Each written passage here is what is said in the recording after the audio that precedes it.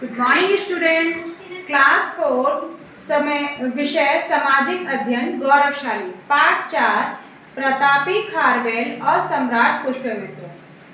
कल हमने अशोक के बारे में पढ़ा और उसकी कलिंग विजय के बारे में पढ़ा। आज हम पढ़ेंगे सम्राट खारवेल।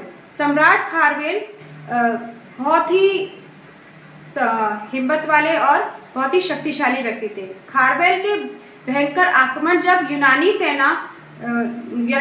सैन्य ने देखा तो वो हक्का बक्का रह गई। तलवारें चमचमाने लगी थी।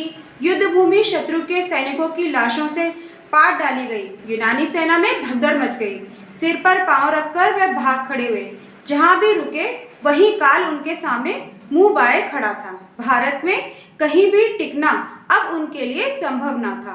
उनके स्वप्न चकनाचूर हो गए। उन्हें सिंधु नदी के पार खदेड़कर उस प्रतापी सम्राट खारवेल ने चैन की सांस ली। विजयी सम्राट ने जब पाटलिपुत्र में प्रवेश किया तो उसका भव्य स्वागत किया गया। एक महान राजस्य यज्ञ रचा गया। सारा देश उनकी जय जयकार कर उठा। प्रतापी खारवेल ने आज यूनानियों को धूल चटाकर भारत का विजय ध्वज लहराया था।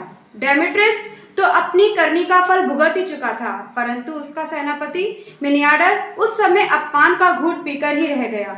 वह चालाक व्यक्ति था, अफसर की ताक में भी था। सम्राट खारवेल के वापस होने के 4 वर्ष बाद मिनियाडर ने भारत की ओर फिर कूच किया। भारत में प्रवेश करते ही उसने चतुराई से घोषणा कर दी कि बौद्ध धर्म उसे बहुत ही प्रिय है। उसने ये प्रचार भी करा दिया कि वैदिक धर्म वाले लोग बौद्धों पर अत्याचार कर रहे हैं और वह बौद्धों के उद्धार के लिए भारत में आया है। कुछ बौद्ध लोग उसकी चाल में फंस गए। उन्होंने जगह जगह पर उसका स्वागत करना प्रारंभ कर दिया। युद्ध के स्थान पर स्वागत होने लगा।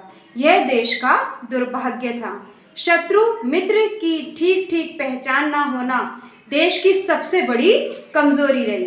वह बौद्ध लोग शत्रु को पहचान न सके, अतः मनियाडर फिर से अयोध्या तक बढ़ गया। अयोध्या में उसकी सेनाओं ने डेरा डाल दिया। मगध पर आक्रमण करने का उसने विचार किया। अब ये जो आप भारत का मैप देख रहे हो, मानचित्र देख रहे हो, और जिसमें ये जो शेड वाला भाग है, ये पूरा शेड वाला भाग सम्राट खारवेल का साम्राज्य था। इतना शक्तिशाली साम्राज्य उसने स्थापित कर लिया था। इस प्रकार उसका साम्राज्य अधिक विस्तृत हो पाया।